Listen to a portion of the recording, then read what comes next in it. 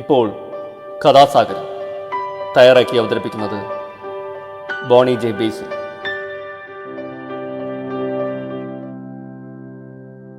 നമസ്കാരം പ്രിയ ശ്രോതാക്കളെ, ഞാൻ ബോണിയാണ്. കഥാസാഗരത്തിൻ്റെ ഏറ്റവും പുതിയ എപ്പിസോഡിലേക്ക് ഏവരെയും സ്വാഗതം ചെയ്യുന്നു. കഥാസാഗരം എന്താണെന്നറിയാത്തവർക്ക് വേണ്ടി പറയുകയാണ്. കഥാസാഗരം കഥകളുടെ പരിപാടിയാണ്. ഓരോ എപ്പിസോഡിലും ഓരോ കഥ കേൾക്കാം. നാടോടിക്കഥകളും മുത്തച്ഛിക്കഥകളും ഇതിഹാസ കഥകളും പുരാണ കഥകളും ഐതിഹ്യങ്ങളും എല്ലാം ഇതിലൂടെ കടന്നു വരുന്നു. മുതിർന്നവർക്കും കുട്ടികൾക്കും ഒരുപോലെ ആസ്വദിക്കാവുന്ന കഥകൾ. അപ്പോൾ നമ്മൾ കഥയിലോട്ട് കടക്കുകയാണ്. ഇന്നൊരു പുരാണ കഥയാണ് പറയുന്നത്. പുരാണത്തിൽ നിന്നെടുത്ത ഒരു ചെറിയൊരു കഥ. അപ്പോൾ നമുക്ക് കഥ കേട്ടാലോ? പണ്ട് വൃക്കൻ എന്നൊരു അസുരനുണ്ടായിരുന്നു. അവൻ ശകുനിയുടെ പുത്രനായിരുന്നു. അവൻ ദുഷ്ടസ്വഭാവി ആയിരുന്നു. ഈ വൃക്കൻ ദേവലോകം അടക്കി ഭരിക്കാൻ ആഗ്രഹിച്ചു. അപ്പോൾ അതിനെന്താണ് ഒരു പോംവഴി? അപ്പോൾ അതിനുള്ള ഉപായം നാരദ മുനിയെ കണ്ട് ചോദിച്ചു. ത്രിമൂർത്തികളിൽ പെട്ടെന്ന് പ്രസാദിക്കുന്നത് ആരാണ്? ആരെ ഉപാസിക്കണം? നാരദൻ പറഞ്ഞു, പരമശിവനാണ് പെട്ടെന്ന് പ്രസാദിക്കുന്നത്. അദ്ദേഹത്തെ പ്രീതിപ്പെടുത്തിയാൽ ആഗ്രഹിക്കുന്ന വരൻ ലഭിക്കും. മൃഗാസുരൻ പരമശിവനെ പ്രീതിപ്പെടുത്താൻ തപസ് ആരംഭിച്ചു. അവൻ തൻ്റെ മാംസം അറുത്ത് അഗ്നിയിൽ ഹോമിച്ചു തുടങ്ങി. ഘോര തപസ് അനുഷ്ഠിച്ചിട്ടും ഭഗവാൻ പ്രത്യക്ഷനായില്ല. 7 ദിവസം കഴിഞ്ഞ് തൻ്റെ ശിരസ് അറുത്ത് ഹോമിക്കുവാൻ നിശ്ചയിച്ചു. അതിനുവേണ്ടി അവൻ തൻ്റെ വാൾ ഉയർത്തി. പ്രീതനായ ശങ്കരൻ പ്രത്യക്ഷപ്പെട്ടു.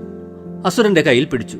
ആ സമയം അവൻ്റെ ശരീരം മുൻപടി പോഷിപ്പിക്കപ്പെട്ടു. ശിവൻ ചോദിച്ചു, നിന്റെ ആഗ്രഹം എന്താണ്? നാം നിന്നിൽ പ്രീതനായിരിക്കുന്നു. ഇഷ്ടമുള്ള വരം ചോദിക്കൂ. അസുരൻ അപ്പോൾ പറഞ്ഞു, ചന്ദ്രകലാധര, എൻ്റെ കൈകൊണ്ട് ആരുടെ ശിരസിൽ തൊടുന്നുവോ അവൻ ഉടൻ മരണം വരിക്കണം. ശിവൻ അപ്പോൾ മറുപടി പറഞ്ഞു, നിന്റെ ആഗ്രഹം പോലെ ഭവിക്കട്ടെ എന്ന് ഭഗവാൻ വൈമനസ്യത്തോടെ ആണെങ്കിലും അനുഗ്രഹിച്ചു. ഭഗവാൻ പോകാൻ ഭവിച്ചു. അപ്പോൾ അതാ അസുരൻ തൻ്റെ കൈ ശിവന്റെ തലയിൽ തൊടാൻ മുന്നോട്ട് ചെന്നു. വരം കൊടുത്ത താൻ തന്നെ അവനെ കൊല്ലുന്നത് യോഗ്യമല്ല എന്ന് ചിന്തിച്ച് ഭഗവാൻ തൻ്റെ ഋഷഭത്തിൽ പല ദിക്കിലേക്കും പാഞ്ഞു. അസുരൻ പിന്തുടർന്നു. ബ്രഹ്മാദി ദേവന്മാർ ഭഗവാന്റെ അവസ്ഥ കണ്ട് ദുഃഖിതരായി. ഒടുവിൽ ശിവൻ വൈകുണ്ഠത്തിലെത്തി വിഷ്ണു ഭഗവാനെ കാര്യം ഗ്രഹിപ്പിച്ചു. വിഷ്ണു ഭഗവാൻ ഒരു തേജസ്വിയായ ബ്രാഹ്മണന്റെ വേഷം ധരിച്ചു. പാഞ്ഞു വന്ന വൃക്കാസുരന്റെ മുന്നിൽ അദ്ദേഹം പ്രത്യക്ഷനായി. ബ്രാഹ്മണൻ ശകുനിജനോട് ചോദിച്ചു, നീ എന്താണ് ഇപ്രകാരം പായുന്നത്? നീ എല്ലാ കാര്യങ്ങളും കളങ്കം കൂടാതെ എന്നോട് പറയൂ, ഞാൻ നിന്നെ സഹായിക്കാം. അസുരൻ അദ്ദേഹത്തിന്റെ മഹാമായയിൽ മോഹിച്ച് നടന്ന കാര്യങ്ങളെല്ലാം പറഞ്ഞു കേൾപ്പിച്ചു. അത് കേട്ട ബ്രാഹ്മണൻ പറഞ്ഞു, അസുരവീര, നീ എൻ്റെ വാക്കുകൾ കേൾക്കൂ. നിന്റെ മനസ്സിൽ പരിഭ്രാന്തിയായോ? ശിവൻ ദക്ഷന്റെ യജ്ഞം മുടക്കിയവനാണ്. കോപിഷ്ഠനായ ദക്ഷൻ ശപിച്ചു. അതിനാൽ ശങ്കരൻ ശക്തിഹീനനാണ്, പ്രേതരൂപിയാണ്. ഈശ്വരഭാവം നഷ്ടമായി. അതുകൊണ്ട് എല്ലായ്പ്പോഴും ശ്മശാനത്തിൽ വസിക്കുകയാണ്. അവിടെ നൃത്തം ചെയ്തു കഴിയുന്നു. ആരും അവൻ്റെ വരം സ്വീകരിക്കുകയില്ല. വരം നൽകിയാൽ അത് ഫലത്തിൽ വരികയില്ല. ശങ്കരൻ്റെ വാക്യം അസത്യമാണ്. കിട്ടിയ വരം കൊണ്ട് പ്രയോജനമില്ല. ആ വരം സത്യമാണോ എന്ന് നീ ഒന്ന് പരീക്ഷിച്ചു നോക്കൂ. നിന്റെ കൈ നിന്റെ തലയിൽ വെച്ചാൽ അതിൻ്റെ പരമാർത്ഥം അറിയാം. വരം സത്യമാണെങ്കിൽ നമുക്ക് ഒരുമിച്ച് ചതിച്ച ശിവനെ വധിക്കാൻ ശ്രമിക്കാം. നിന്നെ ഞാൻ തീർച്ചയായും സഹായിക്കാം. ഭഗവാന്റെ വാക്കുകളിൽ അസുരൻ വിശ്വസിച്ചു.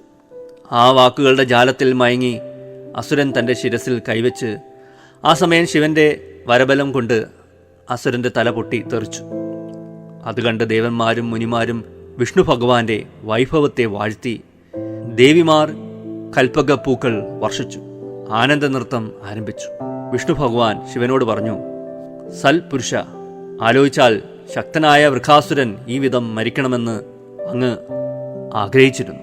ദേവന്മാരുടെയും അസുരന്മാരുടെയും മനുഷ്യരുടെയും സർപ്പങ്ങളുടെയും വംശത്തിൽ ജനിച്ച ആരെങ്കിലും സജ്ജനങ്ങളെ വെറുപ്പിച്ചാൽ അവർക്കും അവർ ചെയ്ത കർമ്മങ്ങൾ അനുസരിച്ച് മരണഫലം വന്നു ചേരും.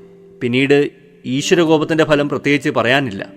ഇപ്രകാരം വാക്കുകൾ കേട്ട ശിവൻ വിഷ്ണുവിനെ വണങ്ങി അനന്തരം കൈലാസത്തിലേക്ക് യാത്ര തിരിച്ചു. അദ്ദേഹം അവിടെ ഭയമന്യേ വസിച്ചു. ഇത്രയുമാണ് കഥ.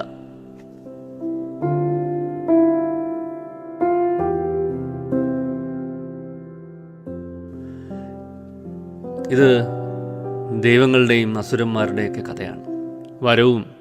വരം കൊടുത്തപ്പോൾ ഉണ്ടായ മാറ്റവും അതിൻ്റെ വക്രബുദ്ധിയും ഒക്കെ ഈ കഥയിൽ വരുന്നുണ്ട്.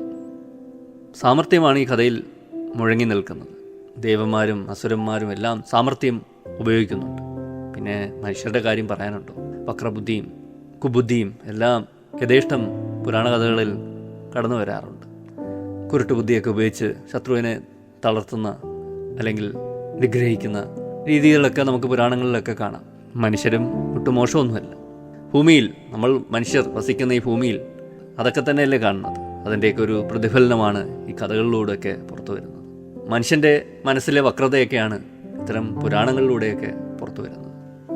യുദ്ധങ്ങളുടെ കാര്യം പറയുമ്പോൾ ദേവന്മാരും അസുരന്മാരും ഒക്കെ യുദ്ധം ചെയ്യുന്നു അല്ലേ പുരാണത്തിൽ. ഇവിടെ മനുഷ്യർ പരസ്പരം യുദ്ധം ചെയ്യുന്നു. കൊടികളുടെ വ്യത്യാസമേ ഉള്ളൂ. ഓരോ കൊടികളുടെ കീഴിലാണ് അല്ലേ യുദ്ധം.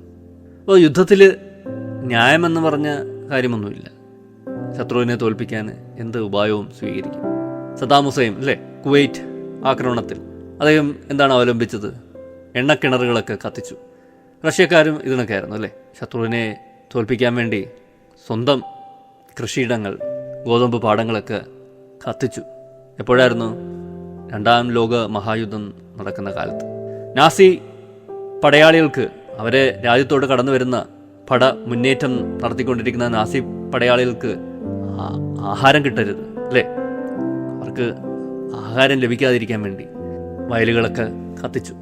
ഞാൻ യുദ്ധത്തിനെ കുറിച്ച് പറഞ്ഞപ്പോൾ അല്ലേ, യുദ്ധത്തിലെ കുടില തന്ത്രങ്ങളെക്കുറിച്ച് പറഞ്ഞപ്പോൾ അല്ലേ, ഇതെല്ലാം ആവശ്യമാണ്. ശത്രുവിനെ തോൽപ്പിക്കുക എന്നുള്ളതാണ് അപ്പോൾ ലക്ഷ്യം. അത്തരം എന്തൊക്കെ ഹീനമാർഗങ്ങൾ മനുഷ്യൻ സ്വീകരിക്കാറുണ്ട്. അമേരിക്ക വിയറ്റ്നാമിൽ എന്താ ചെയ്തത്? ഡീഫോളിയൻസ് എന്ന് പറഞ്ഞ പരിപാടി, ഡീഫോളിയൻസ് ഉപയോഗിച്ചു. എന്താണ് ഈ ഡീഫോളിയൻസ്? ഇത് സ്പ്രേ ചെയ്യുമ്പോൾ വൃക്ഷങ്ങളിലെയും മരങ്ങളിലെയൊക്കെ ഇലകളൊക്കെ താഴെ വീഴും. അതിന് ഇലകളൊക്കെ നഷ്ടപ്പെടും. വൃക്ഷങ്ങളൊക്കെ അസ്ഥികൂടം കണക്ക് അങ്ങനെ നിൽക്കും. പിന്നെ ക്രൂരമായ രാസായുധങ്ങളൊക്കെ പ്രയോഗിച്ചെന്ന് നമ്മൾ കേട്ടിട്ടുണ്ട് വിയറ്റ്നാം യുദ്ധത്തിൽ അമേരിക്ക. മനുഷ്യനെ വിചാരിച്ചാലല്ലേ യുദ്ധത്തിന് വേണ്ടി ഭൂമി ഉലുക്കം ഉണ്ടാക്കാം. ചില ഇലക്ട്രോ മാഗ്നറ്റിക് തരംഗങ്ങൾ സൃഷ്ടിച്ചിട്ടുണ്ട്. അങ്ങനെയൊക്കെ യുദ്ധങ്ങളൊക്കെ വേണമെങ്കിൽ മനുഷ്യർക്ക് സൃഷ്ടിക്കാം. ഭൂമി ഉലുക്കം കൃത്രിമമായി സൃഷ്ടിക്കുക അല്ലേ, അങ്ങനെയൊക്കെ വേണമെങ്കിൽ സൃഷ്ടിക്കാം മനുഷ്യന്. അറ്റോമിക് ബോംബുകളൊക്കെ നിക്ഷേപിച്ചത് നമ്മൾ കണ്ടതാണ് അല്ലേ. അതും യുദ്ധതന്ത്രമായിരുന്നു. അപ്പോൾ മനുഷ്യൻ എപ്പോഴും ഇത്തരം കുടിലതന്ത്രങ്ങളൊക്കെ ആവശ്യത്തിനും അനാവശ്യത്തിനും ഒക്കെ പ്രയോഗിക്കാറുണ്ട് ജയിക്കാൻ വേണ്ടി. മനുഷ്യനെ ജയിക്കാൻ വേണ്ടി. ഈ ബേബി ഫുഡിൽ ഞാനിനി പറയാൻ പോകുന്നത് മറ്റൊരു യുദ്ധമാണ്. വിപണി കൈയടക്കാൻ വേണ്ടിയുള്ള യുദ്ധം, കച്ചവടം കൂടുതൽ നടക്കാൻ വേണ്ടിയുള്ള ഒരു യുദ്ധമൊക്കെ ഉണ്ട്. ഈ ഇടയ്ക്കാണല്ലേ ബേബി ഫുഡിൽ പഞ്ചസാരയുടെ അളവ് കൂട്ടി. അതിൻ്റെ ഫലമായി നെസ്ലെ എന്ന കമ്പനിക്കെതിരെ അന്വേഷണമൊക്കെ പുറപ്പെടുവിച്ചിരുന്നു. ഇന്ത്യ അന്വേഷണം പ്രഖ്യാപിച്ചു. അതിൻ്റെ ചുമതല ദേശീയ ഭക്ഷ്യസുരക്ഷാ അതോറിറ്റിക്കാണ്. ഇന്ത്യയിലും ആഫ്രിക്കയിലും മറ്റും നെസ്ലെ വിൽക്കുന്ന ബേബി ഫുഡിൽ കുഞ്ഞുങ്ങൾക്കുള്ള ഈ ഭക്ഷ്യ ഉൽപ്പന്നങ്ങൾ പഞ്ചസാര കൂടുതൽ അളവിൽ ചേർക്കുന്നു എന്നാണ് ആരോപണം എന്ന വെളിപ്പെടുത്തൽ ഉണ്ടായി. അങ്ങനെ ഇന്ത്യ അന്വേഷണം പ്രഖ്യാപിച്ചു. ഇതേ കമ്പനി യൂറോപ്പിലും UK-യിലും വിൽക്കുന്ന സമാന ഉൽപ്പന്നങ്ങൾ താരതമ്യം ചെയ്താൽ ഈ പിന്നോക്ക രാജ്യങ്ങളോടുള്ള വേർതിരിവ് വളരെ വ്യക്തമാകുന്നത്. അങ്ങനെയായിരുന്നു റിപ്പോർട്ട്. ഈ പിന്നോക്ക രാജ്യങ്ങളിലെ ഇവർ വിപണിയിലെത്തിച്ച ഈ കുട്ടികളുടെ ബേബി ഫുഡിൽ ആഡഡ് ഷുഗർ കൂടുതലുണ്ടായിരുന്നു. അങ്ങനെയാണ് കണ്ടെത്തൽ. അപ്പോൾ ദേശീയ ഭക്ഷ്യസുരക്ഷാ അതോറിറ്റി ഇക്കാര്യം പരിശോധിക്കും. അങ്ങനെ പരിശോധന നടക്കുകയാണെന്ന് തോന്നുന്നു. എൻ്റെ റിപ്പോർട്ട് എന്തായെന്ന് എനിക്കറിയില്ല. അങ്ങനെ ഒരു സംഭവം ഉണ്ടായി. ഞാനിത് പറഞ്ഞത് വേറൊന്നുമല്ല, വിപണി അവിടെയും ഈ പറഞ്ഞ മൂല്യങ്ങൾക്കൊന്നും വലിയ പ്രസക്തി ഇല്ലാതാവുന്ന ഒരു കാലം കൂടിയാണ്. ആഡഡ് ഷുഗർ ആരോപണത്തെ തുടർന്ന് ഓഹരി വിപണിയിൽ നെസ്ലേക്ക് കനത്ത തിരിച്ചടിയായിരുന്നു. 2 ദിവസം കൊണ്ട് കമ്പനിയുടെ വിപണിയിലെ ഓഹരി മൂല്യത്തിൽ അനേകം കോടി രൂപയുടെ ഇടിവാണുണ്ടായത്. കുറേ ദിവസങ്ങൾ ഓഹരി വിപണിയിൽ അത്രയ്ക്ക് ഉള്ള ഇടിവ് നെസ്ലേക്ക് അനുഭവപ്പെട്ടു. വൻ നഷ്ടമാണ്. അത് വൻ തിരിച്ചടിയാണ് നെസ്ലേക്ക് നൽകിയത്. അപ്പോൾ അതാണ് ഈ വിപണികളിലൊക്കെ വൻ ചലനങ്ങളാണ് ഇത്തരം പ്രശ്നങ്ങൾ ഉണ്ടാക്കുന്നത് അല്ലേ. അപ്പോൾ ഈ വിപണി കീഴടക്കുക അല്ലേ, മനുഷ്യരെ കൊണ്ട് ഇത് വാങ്ങിപ്പിക്കുക, അവരെ ഇത്തരം പ്രോഡക്റ്റുകൾ ആശ്രയിക്കുന്നവരാക്കുക അല്ലേ, അതൊക്കെ ഒരു വിപണിയുടെ തന്ത്രമാണ്. ആ വിപണി എന്ന് പറഞ്ഞത് അല്ലേ ആ വിപണി കൈയടക്കാനാണ് ഇത്തരം കുത്സിത പ്രവർത്തനങ്ങളൊക്കെ ചെയ്യുന്നത് അല്ലേ. ഇത് തന്നെ കുട്ടികളെ ശീലിപ്പിച്ചാൽ അതൊരു അഡിക്ഷനാണല്ലോ. അത്തരം പല കാര്യങ്ങളും വിപണിയിൽ നടക്കുന്നുണ്ട്. അതൊന്ന് ശ്രദ്ധയിൽപ്പെടുത്തിയതാണ്. ഇപ്പോൾ നമ്മൾ കണ്ടു കോവിഷീൽഡ് എന്ന് പറഞ്ഞ വാക്സിൻ ആ കമ്പനി പിൻവലിച്ചു. ചില ഗുരുതര പ്രശ്നങ്ങളൊക്കെ ഉണ്ടായി. ഞാൻ അതിലോട്ടൊന്നും കിടക്കുന്നില്ല, എല്ലാവർക്കും അറിയാവുന്ന കാര്യമാണ്. അപ്പോൾ ഞാൻ ഈ പറഞ്ഞത് വാണിജ്യ മേഖലയിലെ തന്ത്രങ്ങളെക്കുറിച്ചാണ്, മനുഷ്യത്വം ഇല്ലായ്മയെക്കുറിച്ചാണ്. നമ്മൾ മനുഷ്യരെ പോലെ ആയാൽ മതിയെന്ന് പലപ്പോഴും തോന്നാറുണ്ട്. നമ്മൾ ഒരിക്കലും ദേവന്മാരും അസുരന്മാരും ഒന്നും ആവണ്ട. ഒരു മനുഷ്യർ, സ്നേഹമുള്ള, പരസ്പരം സ്നേഹിക്കുന്ന മനുഷ്യരായാൽ എത്രയോ നല്ലതാണെന്നൊക്കെ പലപ്പോഴും തോന്നാറുണ്ട്. ഇത്രയും പറഞ്ഞുകൊണ്ട് ഇന്നത്തെ കഥാസാരം ഞാനിവിടെ അവസാനിപ്പിക്കുന്നു. അടുത്ത എപ്പിസോഡിൽ പുതിയൊരു കഥയും പുതിയ കുറച്ച് വർത്തമാനവുമായിട്ട് ഞാൻ വരുന്നതാണ്. ഇത്ര നേരം എന്നെ കേട്ടിരുന്ന എല്ലാവർക്കും നന്ദി, നമസ്കാരം. Signing off, Boney.